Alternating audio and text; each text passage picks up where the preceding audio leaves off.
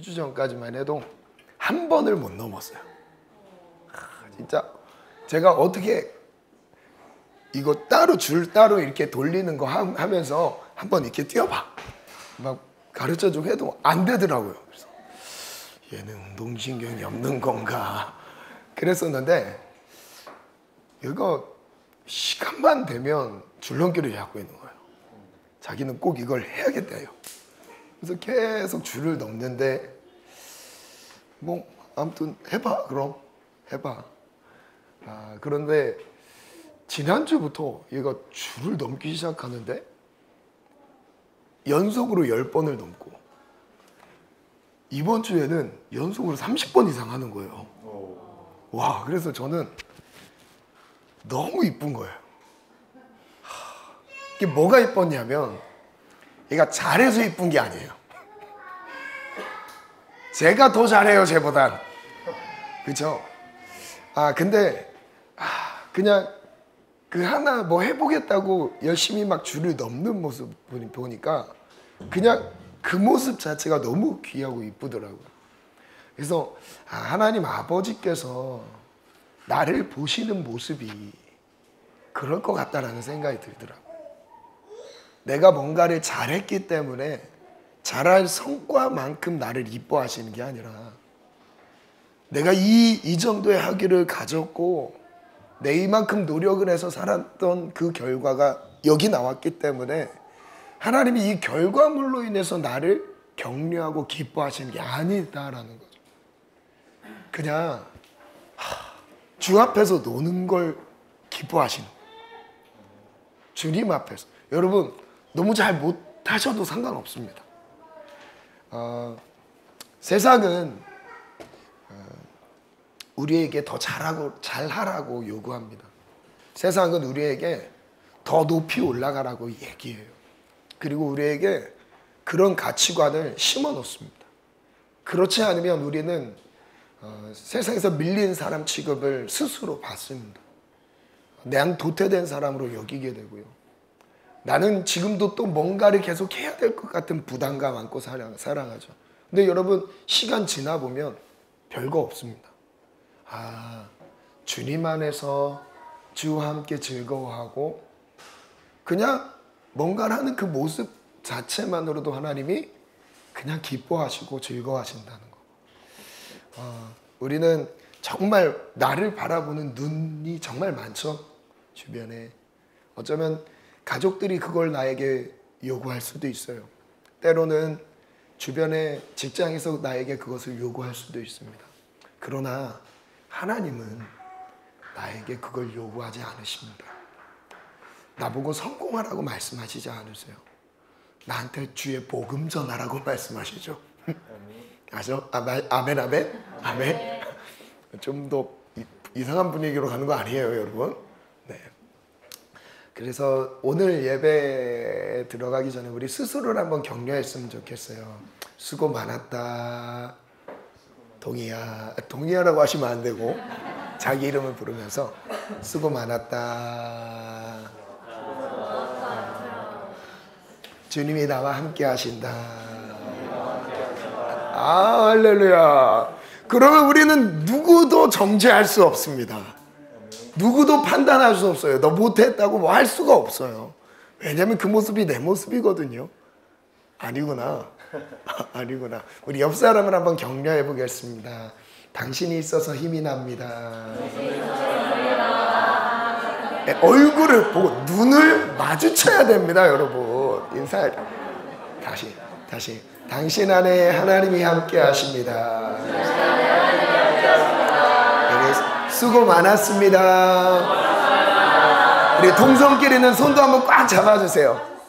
수고 많았습니다. 어디서 이런 말 들어봅니까? 또 별로 저 뒤에 저는 별로 듣고 싶진 않는데요. 막 이런 표정이 있긴 한데, 여러분 서로 격려하는 거예요. 아셨죠? 자, 어색하더라도 나를 깨트리고 내려놓고 마음껏 축복하는 오늘의 예배가 되었으면 좋겠습니다. 자, 오늘 예배는 제 새벽 예배 때 전했던 말씀의 연장선, 그리고 금요 철야 때 나눴던 말씀에 이어서 오늘 마지막 결론의 메시지를 좀 나누려고 합니다. 오늘은 제가 솔로몬에 대한 이야기를 여러분들에게 전해드릴 건데, 본문 말씀은 로마서 12장 1절로 2절 말씀입니다. 로마서 12장 1절로 2절, 우리 같이 한 목소리로 읽겠습니다. 앞에 화면에 있습니다. 우리 함께 읽습니다. 시작.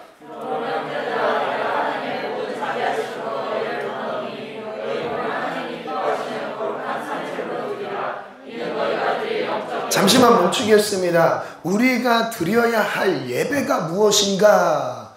그 예배의 핵심이 무엇이냐면 하나님이 기뻐하시는 거룩한 산 제물로 나의 존재를 드리는 거예요. 내 몸을 드리는 것입니다. 여러분, 마음을 드리는 것은 쉽습니다. 그런데 몸을 드리는 것은 어려워요. 마음으로 먹는 것은 그냥 쉬워요. 마음으로 오늘 예배해야지 예배하잖아요.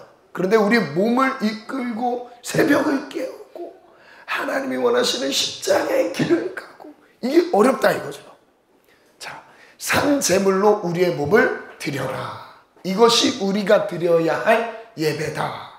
2절 같이 읽겠습니다. 시작.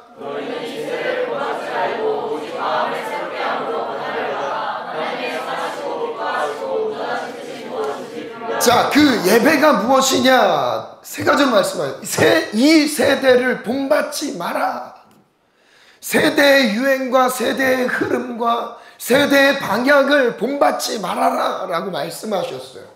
그리고 우리에게 요구하시는 것은 오직 마음을 새롭게 함으로 변화를 받아 하나님의 선하시고 기뻐하시고 온전하신 뜻이 무엇인지 분별하는 것, 이게 예배다. 물론 그 시간을 구별해서 이렇게 예배하는 것도 예배입니다. 그러나 이 예배의 결과로 하나님이 우리의 삶을 통해 받으시는 실제적인 예배는 무엇이냐면, 이제 남은 6일을 이렇게 살아가는 것이 예배인 것이죠. 아멘. 자, 우리는, 당신은 하나님을 향한 사랑을 무엇으로 증명할 수 있습니까? 우리는 하나님을 사랑하기 때문에 이 예배에 나왔습니다. 하나님을 향한 사랑을 고백하기 위해 이렇게 예배하고 있어요. 그렇다면 제가 질문을 드려볼게요. 우리가 드리는 하나님께 드리는 이 사랑을 무엇으로 증명하시겠습니까? 여러 가지로 설명을 할 수 있겠죠. 각자마다 하나님께 나의 사랑을 드리는 것을 나타내는 것. 그런데 오늘 이것을 띄워주시겠어요? 자, 사랑이 뭘까? 금요일에 오셨던 분들은 아시겠죠? 사랑은 이 공식으로 완성됩니다. 궁금하시죠? 사랑은 첫 번째, 시작! 정답. 여러분, 희생이 담겨 있을 때 사랑이 확인됩니다. 희생이 없는 사랑은 사랑이 아니에요. 사랑한다면 희생하게 되어 있어요. 그래서 결혼을 하면 그 부부관계가 언제 건강해지는가? 희생할 때 건강해집니다. 자, 불편한 관계가 혹시 있으십니까? 부부관계를 말한 거였어요. 여러분, 희생하기를 즐거워하십시오. 한순간에 하나 됩니다. 자, 두 번째. 희생만으로는 부족해요. 무엇이죠? 순결. 근데 이 희생을 똑같이 여러 사람에게 하고 있어봐요. 나 형자매도한테도 희생하고, 해주자매한테도 희생하고, 경림자매한테도 희생하고, 영체자매한테도 똑같이 희생했어요. 그리고 나의 아내한테도 똑같이 희생했어요. 상황이 어떻게 되는 거예요? 양다리가 되는 거예요. 양다리가. 여러분, 이러면 안 돼요. 이러면 안 돼요. 모든 자매한테 잘해주시면 안 돼요. 그러니까 특별한 호의를 베푼다, 이거는 의심하셔야 돼요. 형제님들 그러면 안 됩니다. 자, 이 순결이라는 것은 무엇이냐면 한 방향을 의미합니다. 내가 사랑해야 될 그 대상에게 집중하는 그 마음이고요. 그래서 저를 따라 한번 고백해 볼게요. 희생과 순결 안에서 사랑이 완성됩니다. 사랑하기 원합니다. 여러분, 그럼 이것이 하나님과의 관계 가운데서는 어떻게 증명이 되는가? 지금 인간과의 관계 안에서, 연인과의 관계, 그리고 부부 관계 안에서 여러분 이 공식이 들어가요. 희생과 순결. 그럼 하나님과의 관계는 어떻게 증명할 수 있습니까? 볼게요. 여기에 순결이 거룩으로 바뀌어요. 희생과 거룩이 합쳐질 때 하나님을 향한 사랑이 되어져요. 우리가 하나님께 삶으로 예배하게 됩니다. 근데 이것이 사랑이 예배로 따졌을 때 어떻게 되는가? 희생은 마음의 예배예요. 거룩은 삶의 예배입니다. 자, 이해를 잘 하셔야 되는 게, 내가 예배는 이 시간 예배 하나님께 진심으로 다 드렸어요. 정말 온전한 마음으로 예물도 준비했고 시간도 정해서 나왔습니다. 이 예배를 1년 동안 52주를 빠지지 않고 꼬박꼬박 하나님께 예배했어요. 정성을 다해 예배했어요. 그런데 삶에서 예배인 거룩을 놓쳤다면 하나님을 사랑하는 마음이 완성되지 않습니다. 여러분 느끼실 수도 있을 거예요. 하나님을 내가 사랑하는 마음이 계속 안 생기는 거예요. 내가 하나님을 사랑하고 싶은데 이 사랑이 예전처럼 처음 만났을 때의 그 감격과 그 감격이 있잖아요. 감동, 그 감격. 하나님 막 뜨겁게 사랑, 하나님 한 분이면 막 충분한 그 삶. 아무것도 없어도 되고, 주님의 음성 하나면 나 충분합니다. 이 고백에 있었던 사람. 주님 뭘 말씀해도 저 순종할 수 있습니다라는 정말 그 사랑에 감격해서 살아갔던 그 하루하루가 있지 않았습니까? 근데 언제부터 우리가 식어지죠? 마음의 예배 때문일까요? 아니에요. 대부분 삶의 예배 때문에 그렇습니다. 하나님이 원하시는 그 거룩, 여러분 이 거룩이란 말은 완벽한 삶을 살아내라라고 말하는 것이 아닙니다. 율법에 기록된 내용, 레위기의 말씀대로 토시 하나 틀리지 않게 살아가라고 하는 율법적인 의미가 아니에요. 무슨 뜻이냐면 이제 이 마음의 예배는 일주일 중에 하루입니다. 일주일 중에 하루예요. 그럼 삶의 예배는 일주일 중에 6일이에요. 하루는 하나님과 동행하기 위해 예배를 드렸는데 나머지 6일의 삶, 월화 수목 금 토, 이 6일의 삶이 만약 하나님의 임재가 없고 하나님의 동행이 없고 하나님의 인도하심이 없다면 여러분 삶의 예배는 드려질 수가 없어요. 일터는 그리스도인과 그리스도인이 아닌 세상 사람들과 크게 다르지 않는 삶이 돼버려요. 여러분 일터 안에서도 예배가 되어야 돼요. 여기서 예배한다는 것은 꼭 찬양을 불러야 된다, 말씀을 봐야 된다는 의미가 아닙니다. 우리는 걸어다니는 성경책이 돼야 돼요. 우리의 삶을 통해 하나님의 사랑이 흘러가야 됩니다. 우리를 보면서 쟤는 누구지? 뭔가 다르다. 쟤 눈을 보니까 하나님이 살아계신 것 같아. 이런 고백이 다 요셉을 통해서 애굽에 있었던 보디발이 그걸 확인했고요. 애굽 바로 왕이 그걸 확인했습니다. 너를 보니까 너와 하나님이 함께 하신다는 걸 확인했어요. 무엇을 통해서? 삶의 예배를 통해서요. 여러분 오늘 우리에게 정말 더 중요한 것은 무엇이냐면 삶의 예배. 저를 따라 한번 믿음으로 고백할게요. 삶으로 하나님을 예배하기 원합니다. 삶 속에서 하나님의 임재를, 하나님과 동행을 경험하기 원합니다. 그래서 저는 이렇게 한번 문장을 정리해봤어요. 한번 같이 읽어볼까요? 시작. 거룩은 삶이다. 그 다음 이 두 가지의 예배를 통해서 하나님을 향한 사랑이 온전해지기를 원합니다. 우리 마음 안에서만 사랑하고 싶다라는 고백 가지고 갖고 있는 게 아니에요. 무엇이에요? 삶으로 나타낼 때 그 사랑이 확인되는 거예요. 하나님의 입장에서도 내 삶을 보시고 나를 향한 사랑이 하나님이 느껴지시도록 우리의 삶으로 예배하는 거예요. 아멘. 삶으로 예배하는 우리 모두가 되기를 축복합니다. 그렇다면 하나님은 우리에게 어떻게 사랑을 증명하셨는지 한번 생각해 볼게요. 하나님 우리에게 사랑을 나타내셨는데 결론을 먼저 말씀드리자면 그 사랑은 십자가로 완성되었습니다. 예수님을 이 땅 가운데 보내시면서 예수님의 희생, 십자가의 희생으로 우리를 향한 사랑의 크기를 보여주셨어요. 나를 얼만큼 사랑하셨는지 여러분 그 희생은 크기에 따라서 사랑의 크기도 가늠할 수 있어요. 부모가 자녀를 사랑하시는데 적당한 수준에서 사랑하지 않습니다. 나의 인생은 멈췄어도 자녀는 잘 되길 바라요. 나의 인생은 성공을 향해 가지 못하더라도 자녀의 인생만큼은 잘 되길 바라는 것이 부모의 인생, 마음이죠. 하나님 아버지께서 우리를 향한 기대와 소망은 아들 예수를 버리고 죽이기까지, 희생하기까지 아예 자기의 모든 걸 다 내어 던지고 우리를 사랑하셨어요. 우린 그 큰 사랑을 힘입은 사람들이고, 우린 그 큰 사랑 안에서 거하고 있는 사람들이에요. 우린 얼만큼 큰 사랑, 여러분 이 사랑만 가지고도 우리의 전부를 드려도 갚을 수가 없습니다. 믿으십니까? 그 사랑을 받으셨습니까? 로마서 8장 한번 읽어볼까요? 시작. 하나님은 십자가 시작.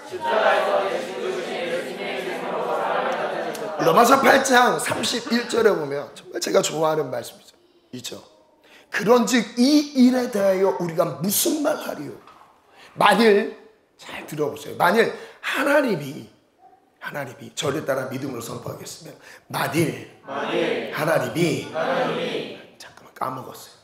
만일 하나님이 우리를 위하시면 누가 대적하려?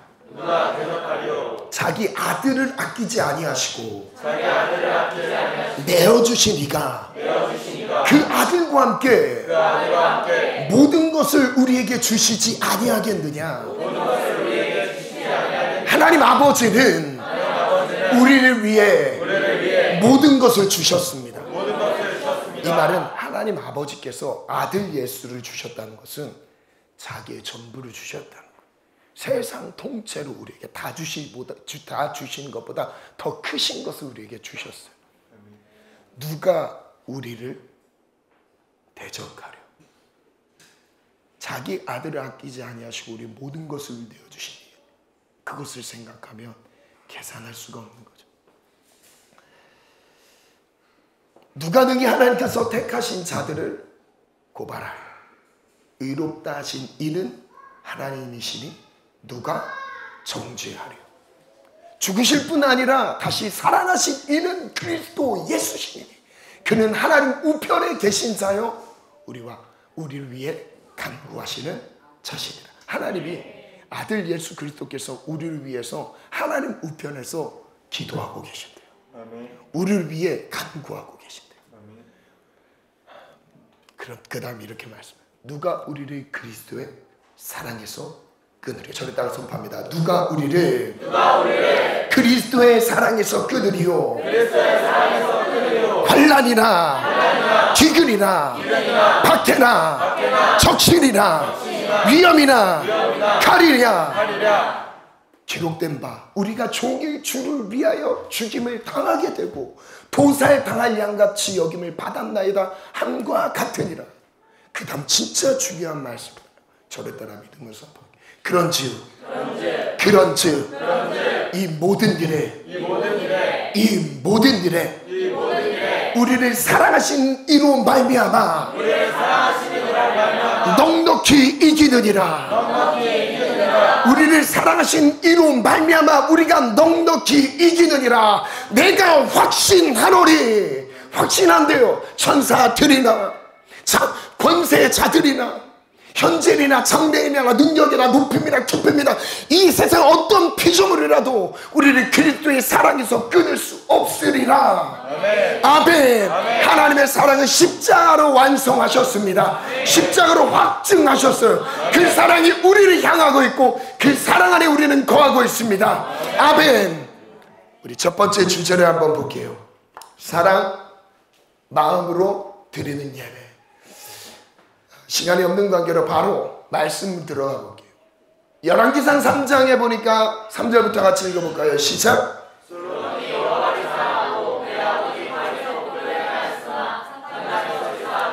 솔로몬은 하나님을 향해서 어떤 마음이었습니까? 분명히 말씀하고 있죠.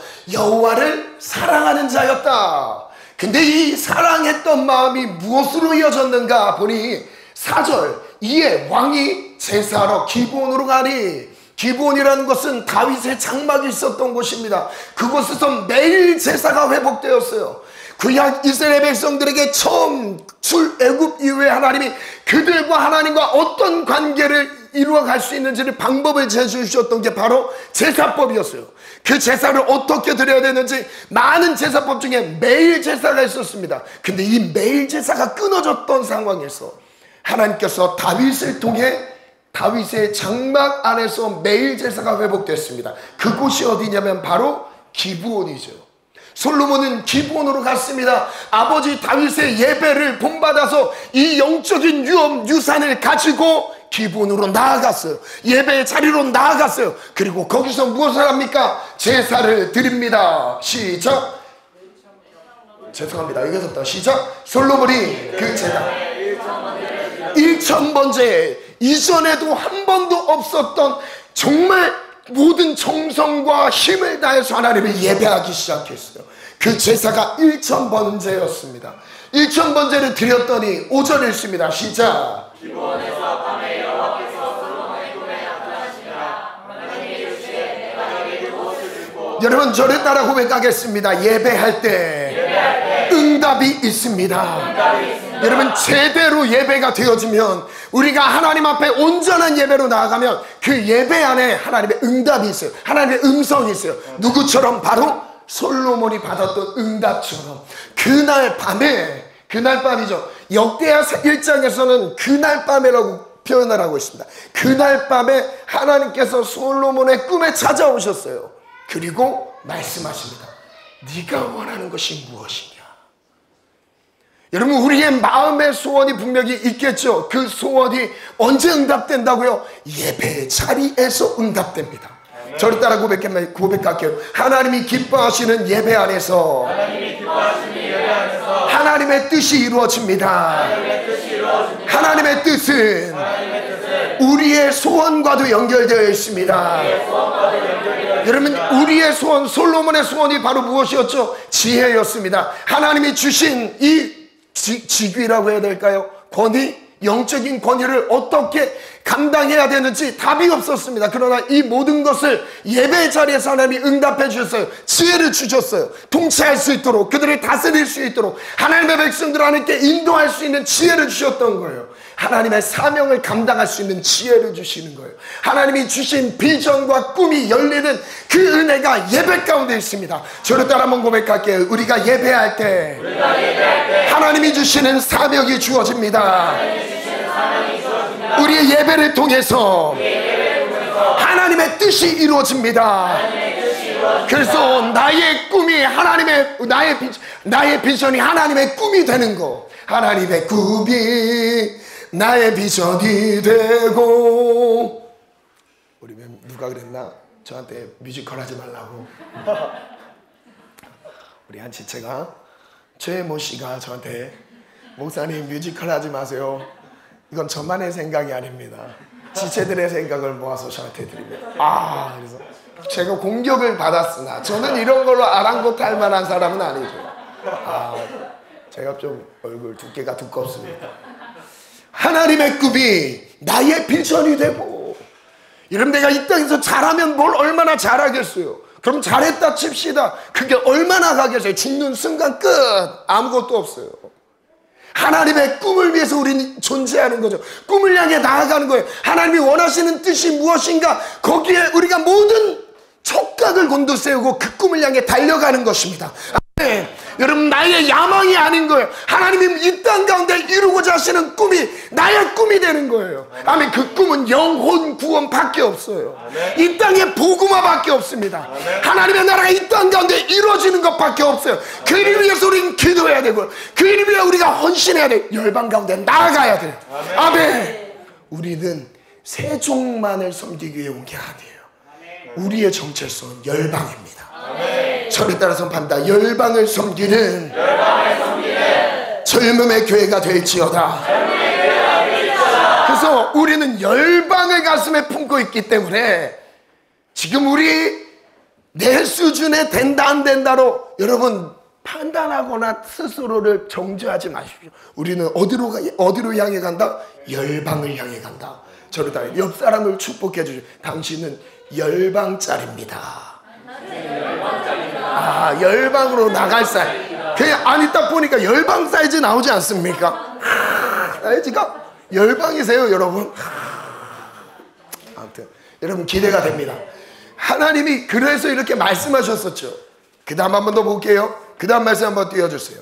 하나님이 응답해 주셨습니다. 솔로몬이 이것을 구하매 그것이 바로 지혜였어. 그 말씀이 주님의 마음에 들었어요. 합당했다는 거예요. 하나님의 뜻과 일치됐던 거예요. 하나님의 뜻이 이루어지는 순간은 언제냐면 우리가 아버지의 뜻을 구할 때였어요. 오늘 우리가 하나님 아버지의 뜻을 구하기를 원합니다. 저를 따라 한번 고백할게요. 아버지의 뜻을 구합니다. 하나님이 무엇을 원하십니까? 저에게 감동해 주세요. 저에게 보여주세요. 저에게 들려주세요. 여러분, 그 마음을 가진 사람에게 하나님의 꿈을 드러냈어요. 솔로몬처럼 내가 내 말대로 하여 내게 지혜롭고 총명한 마음을 주겠다. 내 앞에도 너와 같은 자가 없거니와 내 뒤에도 너와 같은 자가 일어나니 전부 후무한 은혜를 입었어요. 내가 또 내게 구하지 아니한 부귀와 영광도 내게 주겠다. 덤으로 주신 은혜가 있었어. 부귀 영광 구하지 않았는데 이거 덤으로 주시는 분이에요. 하나님은 우리가 세상 가운데서 비참하도록 매 순간이 그러도록 살라고 주님 우리를 부르신 게 아니에요. 때로는 누리기도 하고요, 때로는 비천한 가운데 놓이기도 하지만 여러분, 이 모든 것이 내게 능력 주신 자 안에서 능히 감당할 수 있는 것이죠. 저를 따라 선포합니다. 내게 능력 주시는 자 안에서 내가 모든 것을 할 수 있습니다. 그 다음 한번 말씀 볼게요. 이제 두 번째 주제인데요. 솔로몬, 사랑의 핵심은 그거예요. 솔로몬은 핵심은 사랑으로 하나님을 예배했다. 이해가 되시죠? 그 예배 안에서 하나님께 응답을 받았다였어요. 이제 두 번째 소제목으로 가겠습니다. 한번 읽어볼까요? 제목 시작. 자, 오늘의 핵심은 바로 여기에요. 거룩, 마음을 지키는 예배. 11장 1절로 2절을 보니까 솔로몬의 마지막 솔로몬의 말로에 대해서 어떻게 기록하고 있느냐. 1절 한번 볼까요? 시작. 솔로몬이 자, 이전에 사랑했던 그 마음이 지금 어디로 가고 있습니까? 하나님을 사랑했던 마음이었어요. 분명히 성경에서 3장에서 솔로몬은 하나님을 사랑하는 마음으로 1000번제를 드렸다 였어요. 근데 지금 이 사랑했던 그 마음이 누구를 향하고 있습니까? 바로의 딸 외에 이방의 많은 여인을 사랑하고 있습니다. 곧 모압과 암몬과 에돔과 시돈 헷 여인이라. 자, 2절 읽어볼까요? 시작.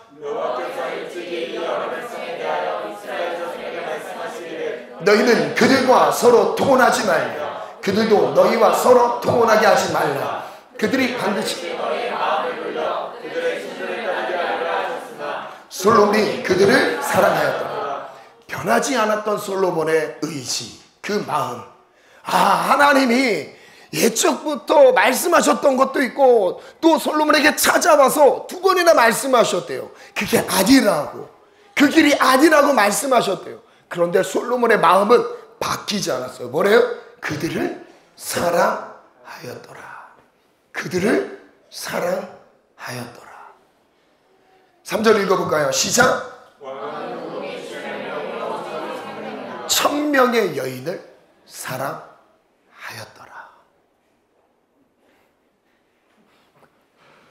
와. 이게 말이 돼요? 솔로몬은 40년 동안 왕위에 있었습니다. 그런데 솔로몬의 마지막 부분을 설명하는데 잘 나가다가 마지막 끝에 흠이 나왔어요. 진짜 잘 갔던 왕인데 정말 부유했고 지혜로웠고 솔로몬이 다스렸을 때의 영토의 크기는 다윗이 다스렸을 때의 영토의 크기와 비교되지 않는 만큼 넓었습니다. 그러니까 가장 전성기를 누렸던 왕이었어요, 솔로몬. 그런데 솔로몬의 마지막이 어떻습니까?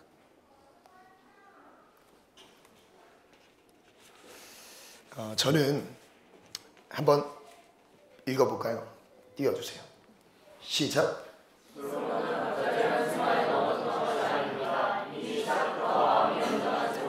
자, 여기에서 오해하시면 안 돼요. 솔로몬이 마지막 끝에 가서 실수로 넘어졌구나, 이렇게 오해하시면 안 되는 거예요.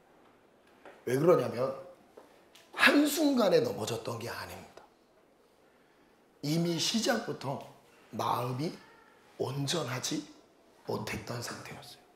말씀 3장 1절은 솔로몬이 1,000번째 드리기 전에 나온 내용입니다. 자, 한번 볼게요. 시작. 솔로몬이 애굽왕 바로와 더불어 혼인관계를 맺어 그의 딸을 맞이하고 말씀에 들어다가 두고 자기의 왕궁과 여호와의 성전과 예루살렘 주위의 성의 공사가 끝나기를 기다립니다. 우리가 대충 암시할 수 있는 시기는 여기에서 어느 정도 우리가 추측할 수 있는 그 시기가 나옵니다. 성전 공사가 끝나기 전이에요. 그러면 솔로몬이 집권을 잡고 가장 먼저 했던 게 성전 공사입니다. 다윗이 죽기 전에 성전 공사 준비를 다 끝냈고 그 다음에 성전 공사에 들어갔는데 다 완성되기 전에 솔로몬은 뭘 하고 있어요? 이방 여인을 결혼해서 성에 들여왔어요. 그 시기를 말하고 있죠. 그때까지 여호와의 이름을 위하여 성전 아직 건축하지 아니했던 백성들이 산당에서 제사하며 솔로몬이 여호와를 사랑하고, 이 대목이 중요하다는 거예요. 솔로몬은 여호와를 사랑하고 있고 사랑하고 있고 예배하고 있고, 그리고 뭘 또 하고 있어요? 이방 여인도 사랑하고 있고요.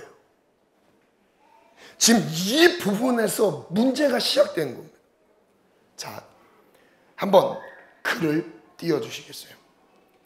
제가 글을 한번 적어봤어요. 이번 제가 읽어드릴게요. 저는 묵상글을 적는 걸 되게 좋아하거든요. 그래서 이 묵상은 저만이 제 내면 안에 주신 응답뿐만 아니라 우리 여러분들에게 주신 메시지도 많이 있을 것 같아요. 한번 읽어볼게요. 멀어지는 이유도 타당합니다. 애굽 여인이 아름답기도 했습니다.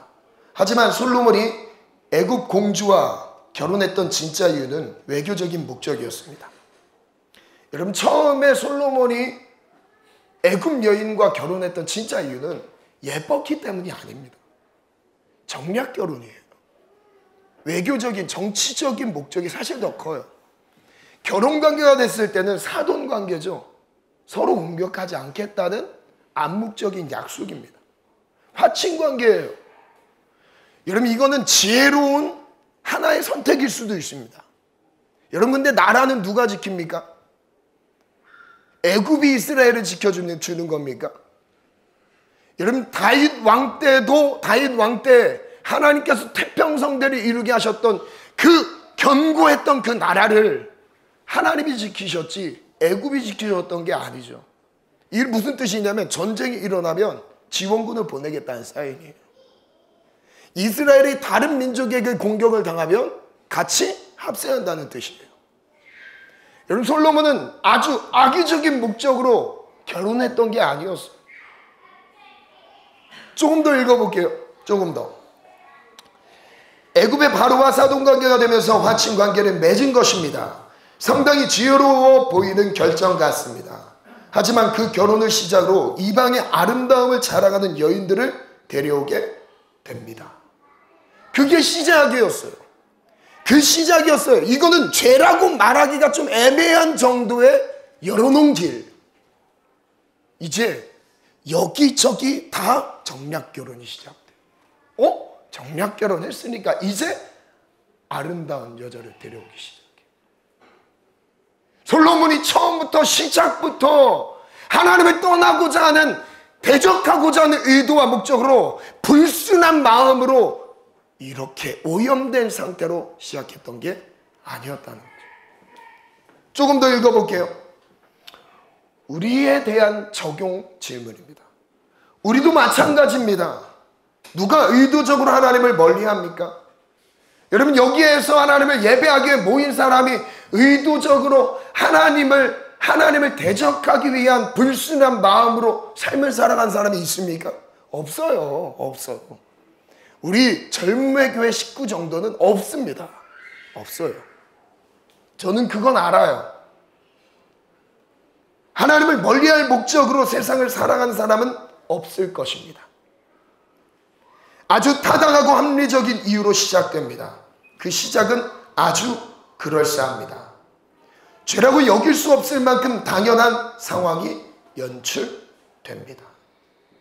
솔로몬처럼 그렇게 예배했습니다. 그 예배가 뜨겁고 감격적이었습니다. 심지어 우리의 필요를 공급받는 응답이 있는 예배였습니다. 오늘 당신의 마음은 괜찮습니까? 여러분, 그 시작이 문제가 되긴 했지만 솔로몬이 예배하는 부분까지는 타격은 오지는 않았어요. 솔로몬이 예배하는 데 있어서 응답을 받는 부분에서 문제가 되지는 않았어요. 어쩌면 우리가 그런 상황에 놓여 있을 수도 있다는 겁니다.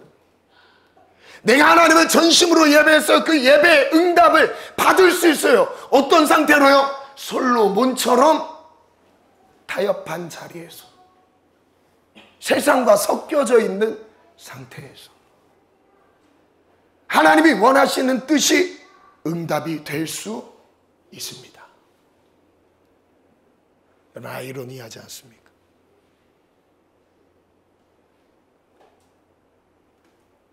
우리의 내면을 계속 지금 살펴봐야 돼요. 점검하셔야 돼요. 우리는 지금 어떻습니까? 우리가 하나님을 예배하는 거 정말 좋습니다.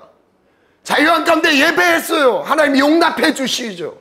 그리고 예배하는 감격을 느끼게 하세요. 감동도 받게 하세요. 실제적인 삶의 필요를 채워주시는 응답도 경험합니다. 근데 그 자체가 전부는 아니에요. 여러분, 이것이 전부가 아니에요. 응답 받았기 때문에 여러분, 우리가 안심하러 안도할 것이 아니라는 거예요. 솔로몬은 그 시작의 핀도가 조금 벗어났어요. 어떤 점에서 벗어났어요? 이방 여인을 통혼하지 말랬는데, 섞이지 말랬는데 데려왔어요. 거기서부터 시작은 문제가 안 됐는데 이제 그 우상이 자라기 시작합니다. 그 다음 말씀 한번 띄워주시겠어요? 솔로몬이 어떤 우상 숭배를 짓는지 4절부터 볼게요. 솔로몬이 나이가 많을 때에, 언제요? 바로 연로할 때, 힘이 없을 때, 그의 여인들이 그의 마음을 돌려 다른 신들을 따르게 했다.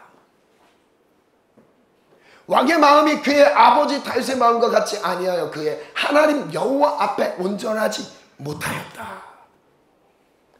5절 읽어볼게요. 이는 시돈 사람의 여신 아사를 따르고 암몬 사람의 가정한 밀곰을 따릅니다. 솔로몬이 여호와의 눈앞에서 악을 행하여 그의 아버지 다윗이 여호와를 온전히 따름같이 따르지 아니하고 모압의 가증한 누구를 위해서? 그모스를 위해서. 어디예요? 여러분, 여긴 어디입니까? 성전이 있는 곳이에요. 하나님을 예배하기 위해 거룩하게 구별했던 곳에서, 이전에 하나님 젊었을 때 하나님을 감격적으로 예배하고 감동시켜드렸던, 기쁨이 되었던 그 예배 처소에서 뭐하고 있습니까? 그모스를 위해서 상당을 지었고, 또 암몬 자손의 가져간 누구를 위해서요? 몰록을 위하여 그와 같이 하였으며. 8절 같이 읽습니다. 시작.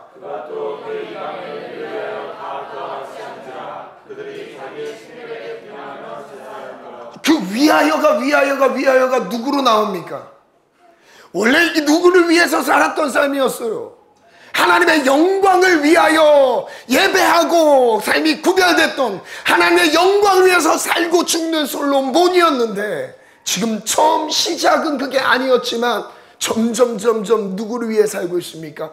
이방 여인을 위하여, 이방 여인을 위하여 우상들을 만드는 사람으로 변질되었어요.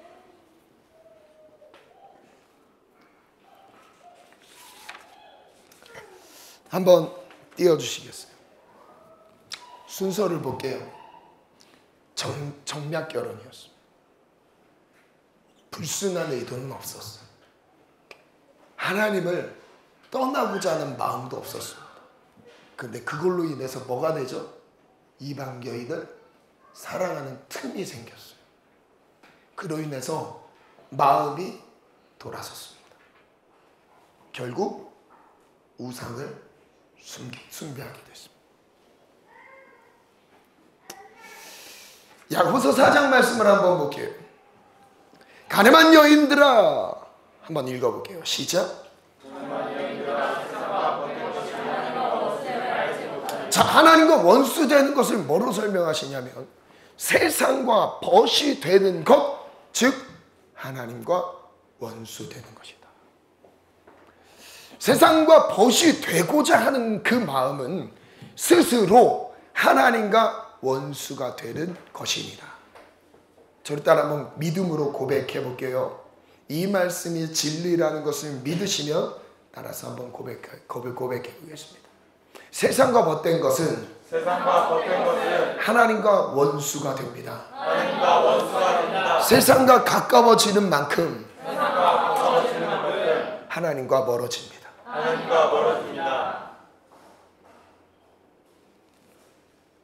너희는 하나님이 우리 속에 성령님을 두셨는데 성령님이 시기하기까지 사모한다 라고 말씀하신 것을 생각하지 않는다라고 말씀하십니다. 우리 안에 성령님은 우리를 너무 좋아하세요. 저를 따라 고백해 볼게요. 성령님은 나를 너무 좋아하신다. 그럼 나를 너무 좋아하시는데 성령님께 우리의 마음을 두지 않고 성령님이 원하시지 않는 것에 마음을 계속 두면은 성령님이 여기서 시기질투를 하신대요. 우리 마음 안에서. 그만큼 우리를 사모하신다고 하셨어요. 자, 뭐라고요? 너희는 하나님이 우리 속에 거하게 하신 성령이 시기하기까지 사모하신다는 말씀을 헛된 줄로 생각하느냐. 그 다음 읽어볼게요. 시작. 그러나 더욱 큰 은혜를 주시오. 하나님 교만한 자를 물리치시고 겸손한 자. 교만이라는 것은 무슨 뜻인지 이렇게 정리하십니다. 교만한 자를 물리치, 이 문맥으로 이해를 하자면 교만은 무엇이냐면 간음과 같습니다. 이 간음은 무엇이냐면 세상과 가까워지는 것도 같은 걸. 여러분, 하나님과 멀어지는 것 그 자체가 교만이라고 말씀하셨어요. 겸손한 자에게 은혜를 더하시는데 교만한 자를 물리치시고 겸손한 자에게 은혜를 더하십니다. 저를 따라 선포해 볼게요. 간음하는 것은 세상과 벗된 것이고 세상과 벗된 것은 하나님과 원수가 되는 것이고 성령님이 시기하는 것이며 교만한 것입니다. 여러분, 그 같은 맥락인 거예요. 그래서 7절 어떻게 하라고 말씀하시지? 시작. 그런지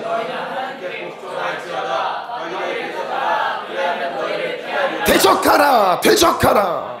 마귀를 대적하라.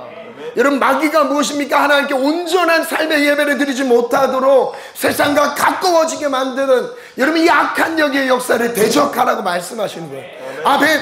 교만한 마음을 대적하라고 말씀하신 거예요. 이건 모두 다 마귀로 인해서 나타나는 공격인 것입니다. 대적하래요. 저를 따라 고백할게. 마귀를 대적하라. 그리하면 너희를 피하리라. 여러분, 솔로몬이 그 이방 여인들을 사랑하며 따라갔던 그 모습은 결국 마귀 역사라고 말씀하시는 겁니다. 세상과 벗된 것이 하나님과 원수됨을 알지 못하느냐, 성령님은 우리 안에 시기하기까지 사모한다 하신 것을 헛된 줄로 생각하지 말라라고 말씀하시죠. 여러분, 우리가 겸손한 심령으로 하나님 앞에 서기를 원합니다. 저를 따라 믿음으로 고백해볼게요. 겸손한 마음으로 하나님을 가까이 하기를 원합니다.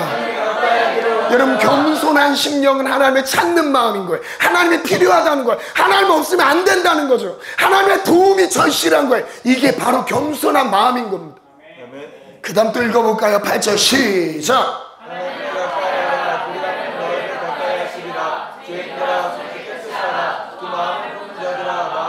중요한 오늘 포인트죠. 두 마음을 품은 자들아, 마음을 성결하게 하라. 두 마음을 품은 자들아, 우리 마음을 성결하게 하는 거. 우리는 처음에 불순한 의도로 정말 하나님을 대적하고자, 멀리하고자 하는 그 마음 가지고 세상의 것을 선택하는 사람 여기 한 명도 없습니다. 제가 장담하건대 그런 의도로 시작하는 사람은 없어요. 여러분, 술잔 한 잔 돌리는 거요, 불순한 의도로 하나님과 멀어져야겠다, 술잔 마시는 사람이 있습니까? 아니라니까요. 시작은 그렇지 않아요. 시작도 역시 점검해 봤을 때 하나님의 말씀에 죄라고 말하기는 좀 애매하다 라고 생각되는 거지, 특정 너 이건 죄야 라고 할 만큼 명확하게 할 만한 그런 시작을 하는 사람은 거의 없습니다. 그런데 점점 어떻게 된다고요? 점점 멀어진다고.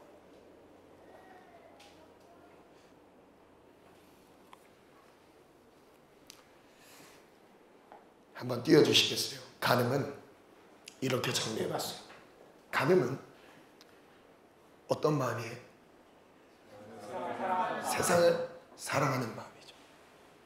왜 간음이 세상을 사랑하는 마음이냐면, 진짜 간음은 하나님을 사랑해야 될 우리의 마음이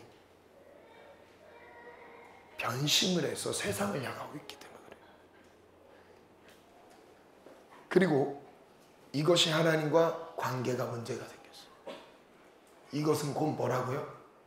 교만이라고. 이 교만은 결국 근본적으로는 뭐의 공격입니까? 마귀의 공격이에요. 요한일서 2장 말씀을 한번 볼게요. 이 세상이나 시작. 이 세상이나 세상의 있는 것들을 사랑하지 말라. 누구든지 세상을 사랑하며 아버지의 사랑이 그 있지 않느니라. 저를 따라 선포합니다. 세상에 있는 것들을 사랑하지 말자. 세상이나 세상에 있는 것들을 사랑하지 말자. 이런 것들은 아버지로부터 온 것이 아니다. 우리가 거기에 마음을 두지 말아야 되는 이유는 하나님의 마음이 거기에 없기 때문인 거죠. 하나님은 아버지의 마음이 없기 때문에 거기에 우리 마음을 두어서는 안 되는 거죠. 하나 아버지의 마음이 있는 곳을 우리가 똑같이 아버지의 마음으로 사랑해야 되는 것입니다. 그 다음 절 읽어볼까요? 시작.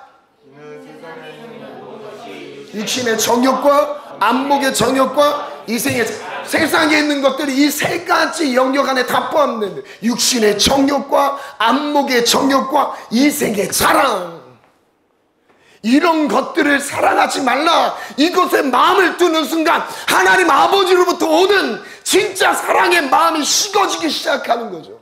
여러분, 아버지의 사랑이 언제부터 우리가 식어짐을 느끼게 되죠? 언제부터 멀어졌다는 것을 느끼게 되죠? 결국 이런 겁니다. 이런 거. 그 다음 한번 읽어볼까요? 17절 시작. 이 세상도 그 정욕도 지나가되 오직 하나님의 뜻을 행하는 자는 영원히 거하느니라. 아멘. 사랑의 원리는 바로 이와 같습니다. 세상을 사랑하면 아버지의 사랑이 있을 수 없습니다. 그 정욕은 사라집니다. 자, 여기 말하죠. 세상도 그 정욕도 지나가되. 핵심이 뭐냐면 정욕이에요. 정욕은 무엇이냐면 정과 욕심이에요. 우리 막 그 찬송가에 보혈 찬송 많잖아요. 정욕과 죄악에 물든 마음을. 성령의 불길로 태우사. 보혈 찬송에 이 정욕을 다루는 구절이 너무 많습니다. 여러분, 이 세상에 있는 것이나 세상에 있는 것들을 사랑하지 말라는 그 분명한 메시지의 가장 중요한 키워드가 뭐냐면 정욕이에요. 정과 욕심이에요. 갈라디아서 말씀해 보면 5장에 가면 이런 말씀을 해요. 5장 16절에 보면 너희는 성령을 따라 행하라. 그리하면 육체의 욕심을 이루지 아니하리라. 성령의 소욕은 육체를 거스르고 육체의 소욕은 성령을 거스르나니 이 둘이 서로 대적함으로 너희가 원하는 것을 하지 못하게 함이니라. 그런 다음에 나오는 말이 육체의 일은 분명하니, 육체가 원하는 일은 분명하대요. 시작부터 뭐라면 음행과 저를 따라합니다. 육체의 일은 분명하니 음행과 더러운 것과 호색과 이 세 가지는 음란함과 관련되어 있습니다. 정욕과 관련되어 있습니다. 그리고 이어서 나오는 여러 가지 죄악들을 열거하세요. 그런 다음에 이어서 말씀하시는 게 성령의 9가지 말씀하세요. 사랑과 희락과 평과 오래 참음과 자비와 양선과 충성과 온유와 절제니 이 같은 것을 금지할 법이 없느니라. 그 다음 진짜 복음의 핵심을 따르세요. 그리스도 예수의, 저를 따라서 말합니다. 그리스도 예수의 사람들은 육체와 함께 정욕과 탐심을 십자가에 못 박았느니라. 정욕과 탐심을 십자가에 못 박았느니라. 여러분, 이 성령의 인도하심과 육체의 원함, 이 정욕과 부딪히는 이 갈등의 상황은 우리의 삶 속에서 계속 벌어지고 있어요. 보고 싶은 거, 누리고 싶은 거, 느끼고 싶은 거, 이런 욕구들이 계속 올라옵니다. 그런데 복음, 하나님의 성령의 인도하시면 충돌된다고요. 우리에게 뭐라고 말씀하시면 정욕과 탐심을 십자가에 못 박으라. 저를 따라서 또 선포할게요. 성령으로 살아가는 사람은 성령으로 행한다. 이렇게 갈라디아서 5장이 마칩니다.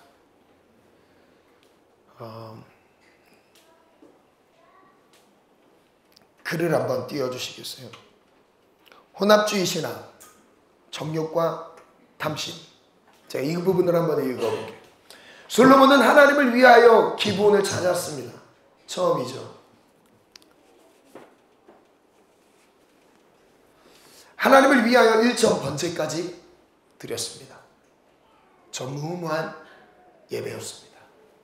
그만큼 하나님을 사랑하는 마음으로 예배했습니다. 하지만 하나님을 사랑하는 마음만 있었던 것은 아닙니다. 이방 여인을 사랑하는 마음도 같이 있었습니다. 한 명, 그 한 명이 2명이 됐어요. 2명이 100명이 됐고 100명이 1000명이 됐습니다. 정욕은 멈출 줄 몰랐습니다.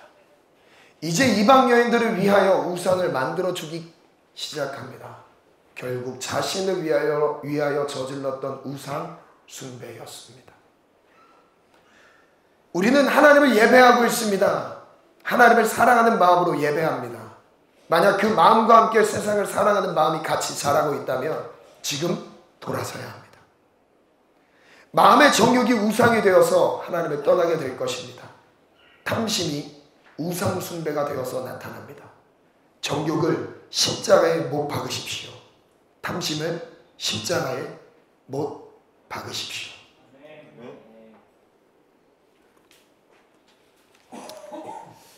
골로새서 3장 말씀 5절 띄워주시겠어요? 같이 읽을까요? 시작! 그러므로 땅에 있는 지체를 죽이라. 곧 음란과 부정과 사욕과 악한 정과 탐심은 우상 숭배라. 자, 탐심은 우상 숭배니라. 탐심이 우상 숭배래요. 솔로몬의 모습이 결국 우상숭배로 나왔어요. 오늘 갖고 있는 내 내면 안의 정욕과 탐심은 시간이 지나면 뿌리를 내리고 우상숭배의 열매로 다가오게 됩니다. 내 내면 안에 일어나는 땅에 있는 지체를 죽이라 음란한 마음, 부정한 마음, 사욕, 악한 정욕, 탐심을 십자가에 못 박기를 축원합니다. 아멘. 강력하게 한번 선포하게. 땅에 있는 지체를 죽이라. 땅에 있는 지체를 죽이라. 음란과 정욕과 사욕과 탐심, 악한 정욕, 예수님의 이름으로 떠나갈지어다. 제가 앞에 딱 하면 떠나갈지어다 선포하세요. 아셨죠? 탐심은 떠나갈지어다. 음란은 떠나갈지어다. 부정은 떠나갈지어다. 사욕은 떠나갈지어다. 악한 정욕은 떠나갈지어다. 탐심은 떠나갈지어다. 여러분, 이 모든 것이 십자가 앞에서 떠나갈지어다. 복음 앞에서 떠나갈지어다.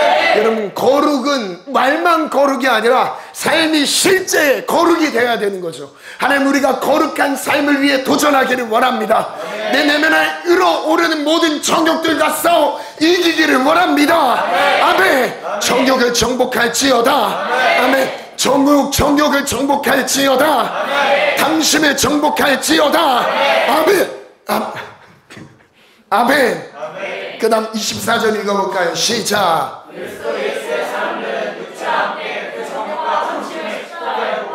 아멘. 정욕과 탐심을 십자가에 못 박았다. 못 박았다. 정욕과 탐심을 십자가에 못 박았다. 오늘 이 예배가, 기도하는 이 시간이 정욕과 탐심을 십자가에 못 박는 시간이 되기를 축원합니다.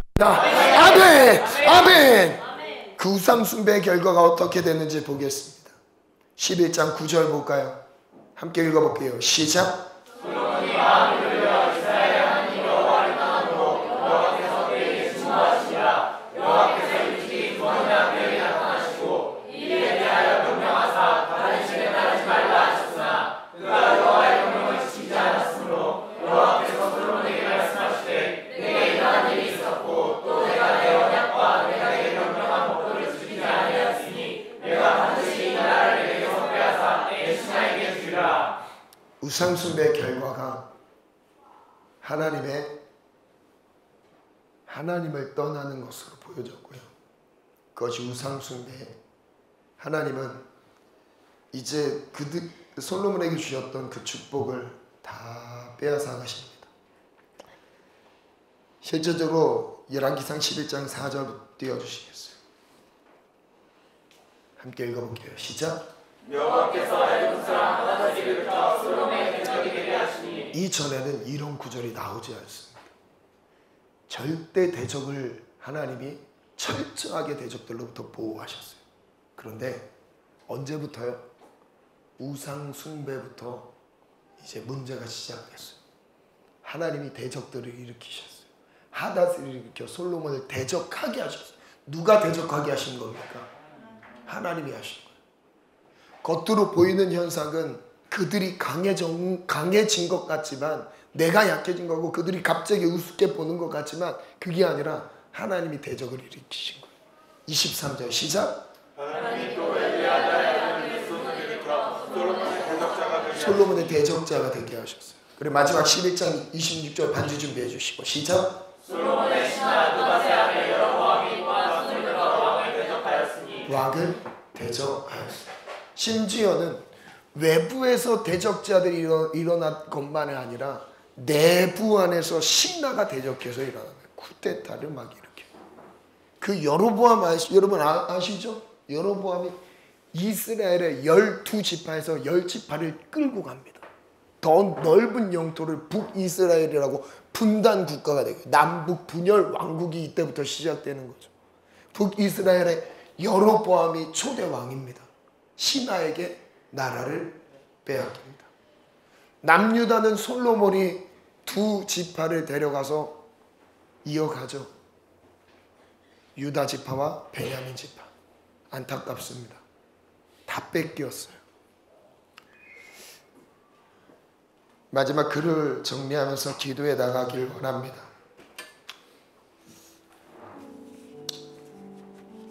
우리 오늘 눈물로 하나님의 씨앗을 심는다. 제목, 회개의 기회를 살리세요. 솔로몬이 외교와 정치에 둔해졌던 것이 아닙니다. 갑자기 주변국들의 국방력이 강해졌던 것도 아닙니다. 우리 같이 읽어볼까요? 시작. 진짜 문제는 내면의 적이었습니다. 시작부터 뿌려졌던 정욕과 탐심이 우상 숭배가 되었습니다. 이제 그 우상이 통제할 수 없을 정도로 큰 세력을 얻었습니다. 하나님은 우상을 섬기는 자들에게 대적을 일으키십니다. 하나님이 대적하실 수밖에 없는 상태까지. 하나님이 대적하셨던 이유는 솔로몬을 대적하신 게 아니에요. 솔로몬이 섬기는 우상을 대적하신 것이죠. 이전엔 솔로몬이 하나님의 편에 있었을 때는 대적이 아니었습니다. 근데 하나님을 떠나고 하나님이 싫어하시는 우상을 붙잡고 있는 순간부터는 하나님이 솔로몬을 대적하게 하셨어요. 솔로몬이 섬기고 있는 우상들을 대적하시는 거죠. 하나님은 지금도 하나님 편에 서 있는 사람을 지키시는 거예요. 오늘 우리가 뭔가의 문제가 생겼을 때 다시 한번 돌아보셔야 돼요. 나는 지금 하나님과 같은 위치에 있는가? 하나님 안에 거하고 있는가? 하나님과 멀리 떨어져서 하나님이 싫어하시는 우상숭배 가운데 있지는 않는가? 그 우상숭배를 말씀드렸죠. 가장 핵심적인 것은 정욕이에요. 탐심. 이 우상이 내 안에서 그 들끓고 있는 순간은 여러분 결코 하나님이 우리를 보호하신다라고 얘기를 할 수가 없습니다. 우리는 십자가 안에서 보호를 받습니다. 십자가 안에서 보호를 받는 건 정욕과 탐심에 십자가에 매일 못 박는 거예요. 우리는 정대로 살지 않습니다. 우리는 욕심을 따라, 우리는 본능적으로 살아가는 사람들이 아닌 거예요. 우리는 말씀 따라 말씀에 의하여 믿음으로 살아가는 사람들. 오늘 우리 젊은의 교회 성도들이 되기를 축원합니다. 아멘. 또 읽어볼까요? 시작. 우리 내면에서 작게 싹을 틔우고 있는 정욕과 탐심을 주의하십시오. 결국 그 탐심이 우상이 되어서 하나님을 대적하게 될 것입니다. 시작은 괜찮았습니다. 세상을 살아가도 특별한 문제가 일어나지 않았습니다. 되는 줄 알았습니다. 이제 열매를 거둬야 하는 시기가 점점 더 가까이 다가오고 있습니다. 탐심이 우상이 될 때까지 방치할 수 없습니다. 저를 따라 선포하게. 지금은 뿌리는 시기입니다. 거두는 시기가 다가옵니다. 여러분, 거두는 시기가 됐을 때 돌이키는 건 안 돌아서져요. 지금 이 젊음의 시기에 아니다라는 분별력과 판단을 가지고 이렇게 살아도 특별한 문제가 안 생기는구나 합니다. 여러분, 여기서 굳어지는 순간 점점 더 그 우상 숭배는 커지게 되어 있어요. 그리고 돌아설 수가 없습니다. 여러분, 지금이 마지막 기회라고 생각하셔야 돼요. 여러분, 지금은 거두는 시기가 아니기 때문에 특별한 문제가 생기지 않아요. 지금까지 뿌려왔던 것을 이제 거둬야 되는 그때가 옵니다. 그때가 시간이 지나왔을 때 지금은 기회가 있어요. 여러분, 여기 기회가 없는 사람이 없습니다. 모두가 다 기회가 있어요. 그래서 이 말씀을 전할 수 있는 겁니다. 여러분, 기회가 끊어진 그 상황에서 돌이킬 수 없는 솔로몬이 그랬어요. 솔로몬은 하나님이 그 일전에 더 많은 기회들을 주시며 돌아와라, 사랑하는 아들아 돌아와라, 다시 말씀으로 돌아와라, 다시 내 품으로 돌아와라, 하나님이 계속 부르셨어요. 그런데 안 돌아왔어요. 왜냐하면 아무 일도 안 일어났거든요. 위기가 없었거든요. 불편한 게 없었거든요. 위기의식이 없었어요. 근데 시간이 지나니까 이게 아니었던 거야. 내 하나님의 축복 가운데 산 줄 알았는데 지나와 보니까 이게 축복이 아니었던 거였어요. 하나님이 도우신 건 맞긴 했지만 이게 전부가 아니었던 거예요. 여러분, 진짜 중요한 건 무엇이냐면 진짜 내 내면 안에 일어나는 정욕과 탐심에 대해서 십자가 복음은 무엇입니까? 여러분, 우리가 섬기고 우리가 예배하고 믿고 따르는 예수 그리스도의 십자가의 복음이 무엇입니까? 그것이 이론과 실제가 따로 나눠져 있습니까? 내가 알고 있는 그 복음이 나를 바꿀 수 없다면 그 복음은 도대체 나에게 무슨 의미가 있습니까? 세상 사람과 이곳에 예배하는 나와 그 어떤 차이가 있겠습니까? 중요한 건 내 내면이에요. 예배하는 모습뿐만 아니라 내 내면 안에 일어나는 정욕과 탐심을 십자가에 못 박는 거예요. 아멘. 오늘 이 예배 가운데 십자가에 못 박는 시간이 되기를 원합니다. 그의 죽음이 나의 죽음이고 나의 죽음은 바로 정욕과 탐심을 죽이는 거예요. 내가 죽었다. 나는 사라졌다. 난 이제 정욕대로 살지 않습니다. 나는 이제 탐심대로 살지 않습니다. 하나님은 나의 삶의 주인이시고 내 삶을 구원하시고 나를 가장 당신의 기쁘신 뜻대로 이끌어 가시도록 내 삶을 맡겨드리는 거예요. 아멘. 사랑은 동근이지 잠깐 앉아있습니다. 여러분, 하나님이 내 손을 잡는다고 생각해봐요. 그런데 손을 내밀었을 때 잡을 수 있는 거예요. 손을 내밀지 않고 하나님은 잡으려고 해도 잡을 수가 없습니다. 하나님 막 잡고 싶어서. 사랑하는 동근아, 내가 너를 잡고 싶다. 잡고 싶다. 안 잡혀요. 하나님이 강제적으로 우리의 의지를 무시해서 강제적으로 내가 원하지도 않는데 막 들고 교회당 막 끌고 와서 너 무조건 예배드려 이렇게 하시는 분 아니십니다. 하나님은 인격적이세요. 나를 존중해 주세요. 내가 하고 싶은 거에 대해서 막지 않으세요. 손을 내밀어버려요. 손을 내밀어야 잡을 수 있어요. 그리고 이때부터 인도함을 받을 수 있는 거예요. 저기로 가려고 해봐. 거기 아니야. 거기 아니야. 그리고 거기 아니야. 여기야. 여기. 따라와. 여기로 가자. 천국 가는 길이 이 길이야. 천국 가는 길. 나와 동행하는 길이 이 길이야. 중간에 뒤돌아가려고 해봐. 거기 아니야. 동간아. 거기 아니야. 하나님의 인도하심을 매일매일 순간순간 인정해 드리고 맡겨드리는 삶, 매일이 천국이 되길 원해요.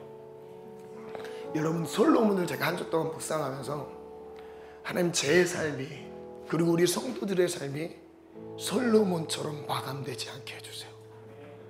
오늘에 죽여야 할 그 정욕을 간과하지 않게 하소서.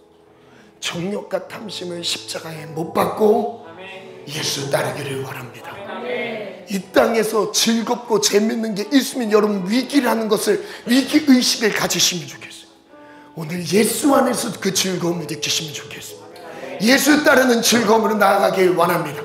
아멘. 하나님만 사랑하는 그 마음으로 예배자가 되기를 원합니다. 마음을 지키는 예배자가 되기를 원합니다. 이 시간 기도함으로 나아갑시다. 우리 오늘 눈물로 하나님의 씨앗을 심는다. 찬양함으로 나아가겠습니다. 한번 뛰어들 수 있으면 좋겠네요. 우리 오늘 눈물로, 우리 오늘 눈물로 하나님의 씨앗을 심는 꿈꿀 수 없어 무너진, 꿈꿀 수 없어 무너진 가슴, 저들의 푸른 꿈 다시도 닫아도 우리 함께 땀 흘려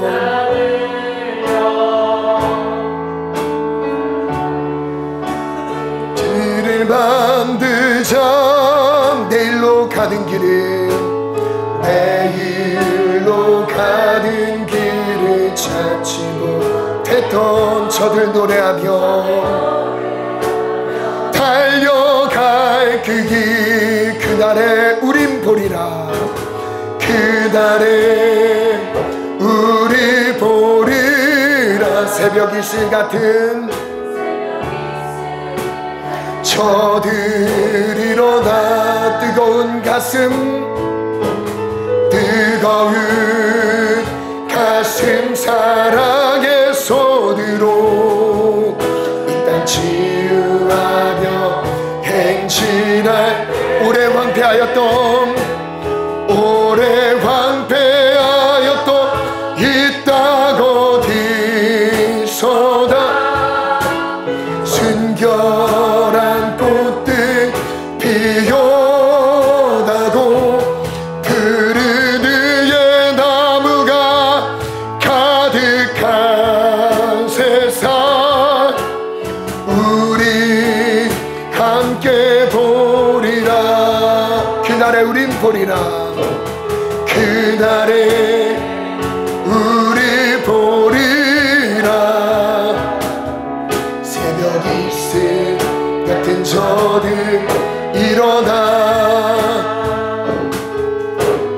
뜨거운 가슴 사랑의 손으로 이 땅 치유하며 행진할 오래 황폐하였던 이 땅 어디서나 순결한 꽃들 푸른 위에 나무가 가득한 세상 우리 함께 보리라. 하나님은 거룩한 신부들을 찾고 있습니다.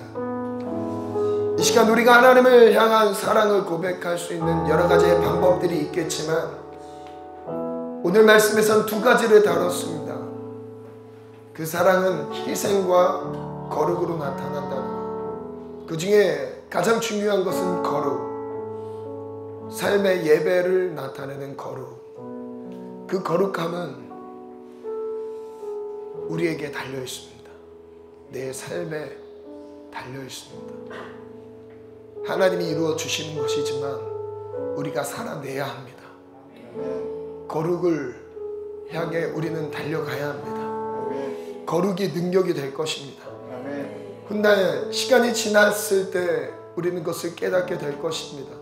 거룩이 능력이었다는 것을, 거룩한 삶을 하나님이 받으신다는 것을 느끼게 될 것입니다. 오늘 뿌려야 되는 이 젊음의 시기 하나님 우리의 인생을 들여 거룩한 길로 달려가게 도와주시옵소서. 내 안에 끓어오르는 정욕과 탐심에 속지 않게 도와주시옵소서. 정욕과 탐심은 십자가에 못 박기를 원합니다.